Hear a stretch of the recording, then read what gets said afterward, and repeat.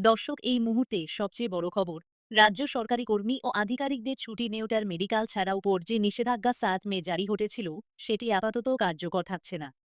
বুধবার রাজ্য অর্থ দপ্তর এই সংক্রান্ত একটি বিজ্ঞপ্তি জারি করেছে। দর্শক, এই মুহূর্তে সবচেয়ে বড় খবর এবং পরবর্তী গুরুত্বপূর্ণ খবরগুলো সবার প্রথম পাওয়ার জন্য অবশ্যই চ্যানেলটিকে সাবস্ক্রাইব করে রাখুন। ফলে সরকারি কর্মী ও আধিকারিকরা এখন থেকে সব ধরনেরই ছুটি নিতে পারবেন। ভারত পাকিস্তান যুদ্ধ পরিস্থিতিতে আপৎকালীন ব্যবস্থা হিসেবেই অর্থ দপ্তর আগের নির্দেশিকাটি জারি করেছিল। কর্তৃপক্ষের অনুমতি ছাড়া কর্মীদের হেডকোয়ার্টার ছাড়তেও বারণ ছিল।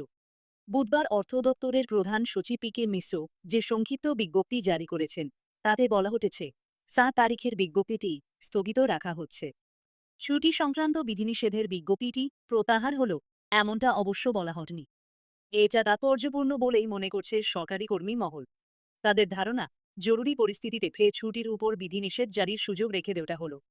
জরুরি প্রয়োজনেও ছুটি নিতে না পারার অনেকেই সমস্যায় পড়েন।